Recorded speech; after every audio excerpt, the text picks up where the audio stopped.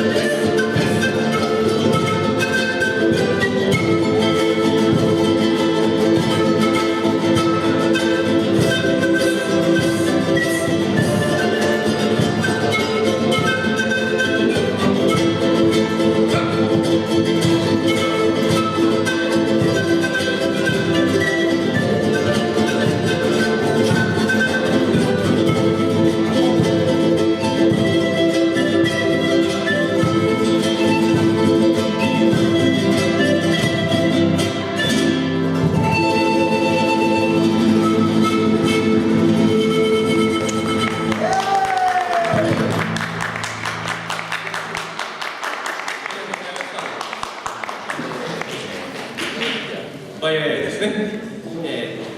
はい。なんか奴隷の制度の中で発展した曲だと聞いてます。なんか現地語を禁止されて、そこを使っちゃいけないので、でも歌いたいので、ワイヤイヤイヤイって日本で言うと、ってハミングみたいな感じですね。ということでごまかしたというところが原曲だと聞いてます。次はジョランド・セベっていう曲なんですけど、日本ではね、ランバダっていうちょっとセクシーな踊りが十数年前に流行ったんですけど、その原曲ということで知られてます。実はヨーロッパのグループが勝手にパクったっていうのは本当らしいんですけど、実はボリビアの、もう一度これもカルカスっていうグループの曲なんですね。メロディーとなんとかって感じじゃないかと思います。はい、そうですね、これカルカスの本社ですね。コピーものですけど。はい。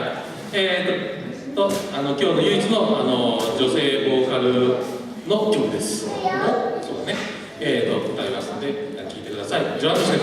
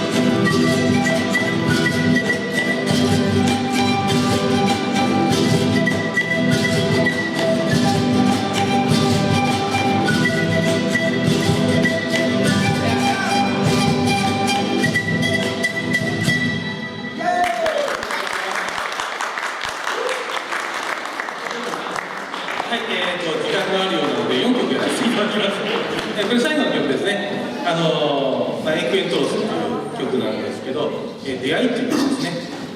はい、ちょっと息を上げします。若干ポジションチェンジとかで時間がかかるんですけれども、は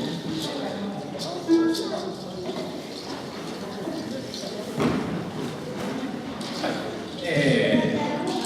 こんな感じです。現場合わせで結構やっておりますけれども、次はクエントロス、出会いっていう曲ですね。